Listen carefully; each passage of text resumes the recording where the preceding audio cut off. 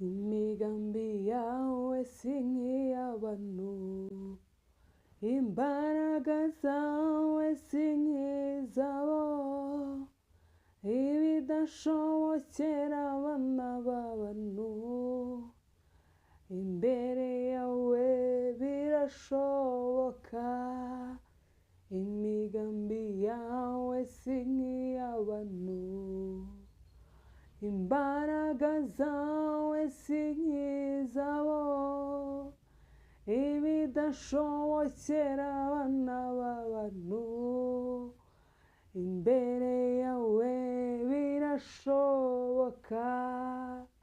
Imigambi yawe si nk'iy'abantu, imbaraga zawe si nk'izabo, ibidashobokera abana b'abantu imbere yawe birashoboka. Imana ishimwe, Kristo ahabwe icyubahiro. Umuririmbyi aratubwiye ngo imigambi yawe si nk'iy'abantu.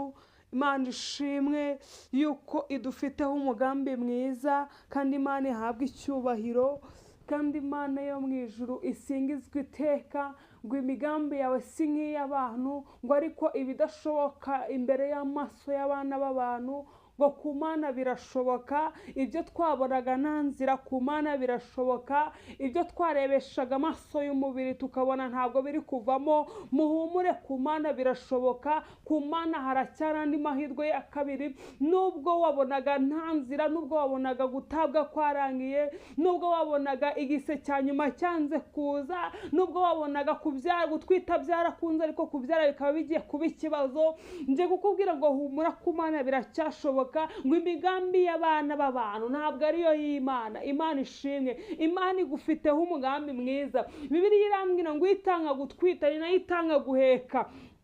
Bivuze ngo humura haracyari ibyiringiro, humura haracyariho gutabarwa, humura haracyariho kurengerwa n'Imana. Ibyo wabonaga nta nzira, humura ku Mana biracyashoboka. Ibyo wabonaga bitari gukunda, ku Mana biracyashoboka. Ibyo wabonaga ugasanga urukwiganyira mu mutima wawe, ndagira ngo nkubwire, hari Imana yatumye utwita, hari Imana yemeye yuko iyo nda yinjiramo. Benshi barabyifuje biranga, abandi bamaze igihe kirekire mu butayu bwo kubura urubyaro, ariko wowe inda yinjiyemo. Hari impamvu Imana yatumye iyo nda yinjiramo, ni ukubw'isezerano, ntabwo byahicitse. Imana y'amahoro ihabwe icyubahiro.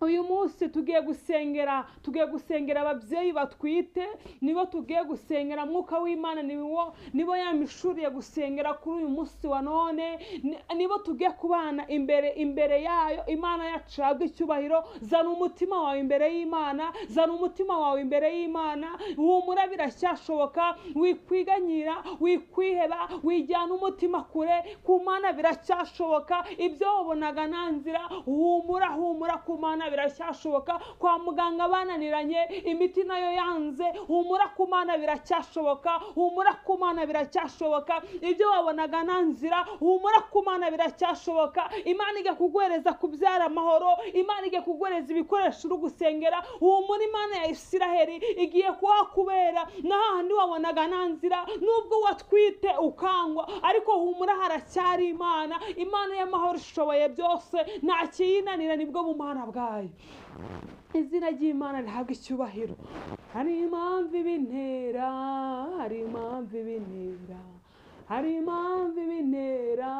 bigatuma ndirimba. Hari impamvu ibintera, bigatuma ndirimba. Hari impamvu ibintera. Umuririmbyi yuzuye umwuka w'Imana ngo hari impamvu ibintera bigatuma ndirimba. Nuko aba yumvisha amashimwe azamutse, ndetse dufite ibyiringiro yuko igiti cyatemwe cyakongera kigashibuka, kikongera kikera imizi yacyo. Haracyari ibyiringiro. Imana yatumye utwita, ni nayo mpamvu igiye kuguhereza guheka. Hari impamvu Imana yatumye utwita byari byaranze. Hari impamvu Imana yatumye utwita mbere y'igihe kirekire, mbere y'uko bakuvuga. Hari impamvu Imana yaguhaye gutwita utari wamara igihe kirekire, ndetse hari n'impamvu Imana yemeye uko utwita nyuma y'iyi myaka yose gutwita byaranze. Niyo mpamvu hari ikigiye gutera Imana gukora, kigatuma uririmba, ukaririmba zaburi yawe, ngo zaburi ndirimba ngo si ya bene Safi, ngo nimva mutima zanjye. Nawe Imana igiye kukuremera zaburi mu mutima wawe, ugiye kuvuga Imana wiboneye, ugiye kuvuga Imana wahuye nayo, ugiye kuvuga Imana yagukoresheje iby'ubutwari, ugiye kuvuga Imana yagutabaye, ugiye kuvuga Imana yayindi yahakubereye, aho umugabo atabaye, aho umugabo yagutereranye, hahandi nyoko wanyu yagufashije bikanga, bakajya kugushakira imiti bikanga, iyo ndikabibaza igihe kirekire, igihe cyo kubyara cyarageze, ariko kubyara biranga. Ndagira ngo nkubwire, haracyari Imana, haracyari ibyiringiro. Hari impamvu ibidutera bigatuma turirimba, hari impamvu yatumye utwita, nubwo umwana uba wumva atari gukina mu nda nk'abandi bana, ariko ndagira ngo nkubwire, Imana igiye kukuremera amashimwe ituma mutwita, ni nayo impamvu igiye gutuma mubyara. Imana ishimwe. Uyu munsi turasengera mu ijambo ry'Imana riri muri Zaburi 127, haravuga ngo dore abana ni umwanda uturuka ku Uwiteka, imbuto z'inda nizo ngororano atanga. Imana ishimwe. ngo dore abana ni umwanda uturuka ku Uwiteka, imbuto z'inda nizo ngororano atanga. Imana ishimwe. Bivuze ngo ingororano y'Imana ntabwo ari amafaranga dushaka, nta nubwo ari ubutaka dushaka turi iyi mu isi, nta nubwo ari icyubahiro dushaka, ahubwo ngo umugisha Imana itanga ngo ni urubyaro, ndetse ngo niyo ngororano. Imana ishimwe. Burya biragatsindwa kuzaza kuri iyi si ugasiga nta n'umwana uhasize, ugasigara nta maraso yawe gutembera mu nda asigaye kuri iyi si.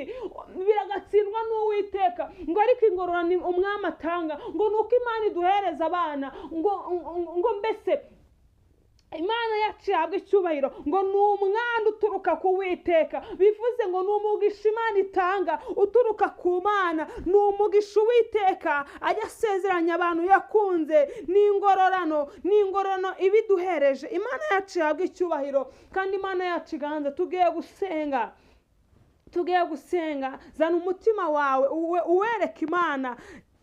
Mbese nibyo bitamba Imana igusaba, umutima umenetse, umutima uciye bugufi, niwe Imana ikunda, ni nawe iri kugusaba. Ntabwo iri kugusaba inuma z'intungurano, ibyo byose ni ibitamba bakera batangaga. Ntabwo igusaba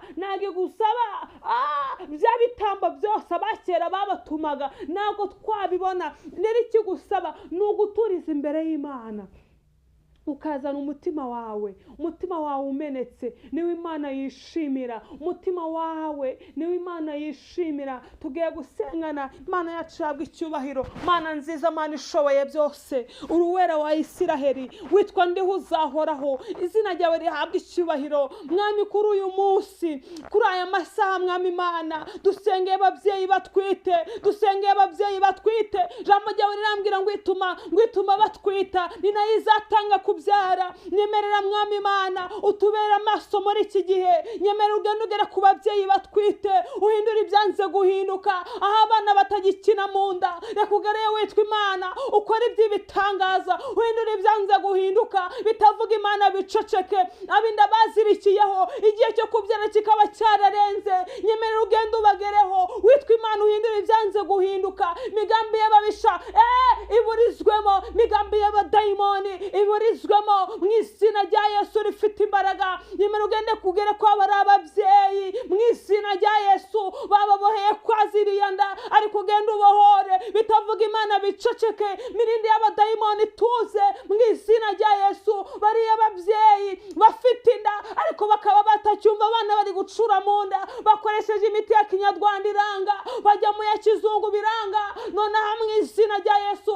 nyemerera ugende ubagereho, imiti yawe iva mu ijuru, abari ugende ubatere mu izina rya Yesu. Nyemerera Mwami Imana ugende ubagereho, bongere bumve gutera kw'abana,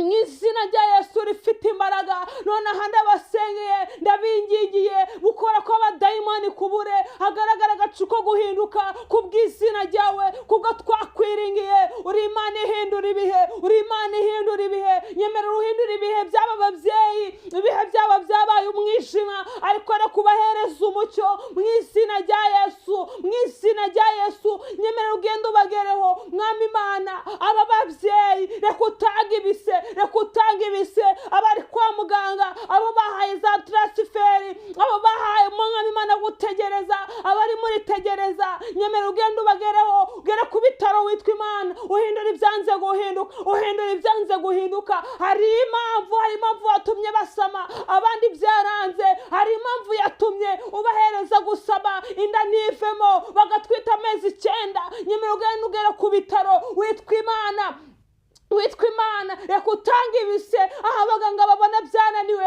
bakababwira ngo noneho mwinginga Imana yawe. None nanjye ndabingingiye, ntabwo uzemera kabanzi bacu bavugiriza impundu kunesha. Niyo mpamvu nkuhamagaye kugira ugende ugere ku bitaro, nyeganyeza imirindi y'abadayimoni, uticecekesha ibitavuga Imana mu izina rya Yesu, mu izina rya Yesu. Yewe gitare cy'amahanga, turaguhamagaye kugira utange ibise ku babyeyi, ubahereza guheka mu izina rya Yesu. Ubarinde gucyura ubusa abakwiringiye, reka batahire mu mashimwe, reka batahire mu mashimwe mu izina rya Yesu. Nonaha turategetse, dutumye isengesho ku bitaro, tuhatumye isengesho. Genda uhagere utanga ibise Mwami, mu izina rya Yesu rifite imbaraga, mu izina rya Yesu rifite imbaraga, mu izina rya Yesu, mu izina rya Yesu. Turahamagara umuriro wawe, turahamagara umuriro wawe, turahamagara umuriro wawe, turahamagara umuriro wawe. Reka ugende uhagere, utwike ibicaniro by'abadayimoni, utwike ibicaniro by'abarozi, utwike ibicaniro bya nyabingi, utwike ibicaniro by'aho babatongereye, reka ugende uhagere, utwike ibicaniro byose bitavuga Imana ku izina z'ababyeyi. Uri Imana yacu, ubereye amashimwe, ubereye amashimwe, ubereye amashimwe mu izina rya Yesu, mu izina rya Yesu. Genda ubagereho witwa Imana, ube hagati mu ruhande rwabo. Ibitavuga Imana byose biceceke, bitavuga Imana byose biceceke mu izina rya Yesu. Ni ureba mu nda y'ingumba akabona ishanga rikomeye, na hato, haleluya, na kimwe kimunanira, arashoboye. Ni ureba mu nda y'ingumba akabona ishanga rikomeye, na kimwe kimunanira, arashoboye. Ni ureba mu nda y'ingumba akabona ishanga rikomeye, akabona ishanga rikomeye, ngo nta na kimwe kimunanira. Ngo Yesu arabishoboye, Yesu arabishoboye, nta na kimwe kimunanira, nta na kimwe kimunanira. Ngo ni ureba mu nda y'ingumba ngo akabona ishanga rikomeye, nkuko nawe yakurebye akabonamo ishanga rikomeye, ukihanganira iki gihe cyose utarasama. Niwe warebye aravuga ngo ntago bikwiriye kuzapfa naguhaye ingororano y'umwana irangije ibiba mu rubuto. Niyo mpamvu Imana iguhaye guheka, niyo mpamvu Imana iguhaye guheka, niyo mpamvu Imana ikubumbatije umwana wawe, niyo mpamvu Imana iguhaye amahirwe ya kabiri, niyo mpamvu Imana iguhekesheje, niyo mpamvu Imana iguhaye gutaha mu mbyino z'abanezerewe, niyo mpamvu Imana iguhaye umugisha, niyo mpamvu Imana iguhaye kuzukuruza mu izina rya Yesu rifite imbaraga. Hari Imana igiye guhindura ibihe by'ababyeyi, hari Imana igiye guhindura ibihe. Hari Imana ihojeje amarira, hari Imana ihojeje amarira, hari Imana ihaye ibitwenge, hari Imana yongeye guhereza ibitwenge ku maso yabo aho wabonaga nta nzira. Hari Imana iguhaye akandi kariba aho wabonaga byanze, ni Imana igiye gutangirira gukora. Yewe wa mubyeyi we wabonaga igihe cyararenze, hari Imana iguhaye guheka, hari Imana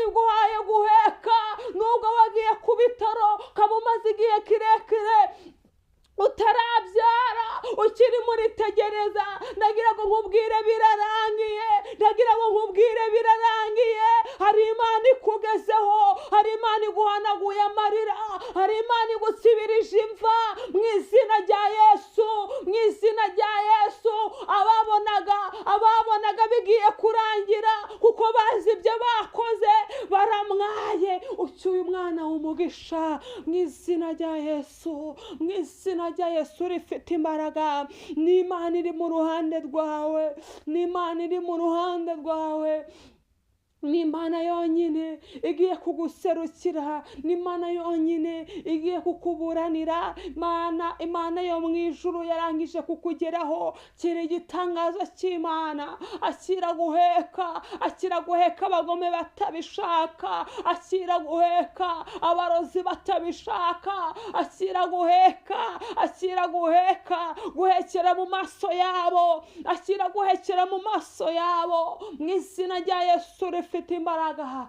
Ni Imana iri kumwe nawe, ni Imana iri kuvugana nawe mu izina rya Yesu, mu izina rya Yesu. Ingororano Imana yagusezeranije ni ukuzaguhereza abana b'umugisha mu izina rya Yesu. Ngo dore abana ni umwana uturuka ku Uwiteka, ngo imbuto z'inda nizo ngororano atanga, imbuto zo gutwita ugaheka niyo ngororano Imana iguhaye, niyo ngororano iruta amafaranga, niyo ngororano ibiruta ibindi byose biza nyuma yo guheka. Wa mubyeyi wakira kurengerwa n'Imana, wakira gutabarwa n'Imana, kuko ni Imana yavuganye nawe. Ntabwo Imana izica isezerano, kuko ni Imana yarahiriye. Iravuga ngo nzabana nawe, iravuga ati nzakurengera. Imana ishimwe yo kabyara, ihimbazwe yo gahora ku ngoma. Iduhereje abana b'umugisha. Imana yacu ishimwe. Tugiye gusengana, ariko wakira ihumure rituruka ku Mana. Izina ry'Imana rihabwa icyubahiro, izina ry'Imana riganze mu isi nk'uko riganza mu ijuru, abamarayika bayitaramire.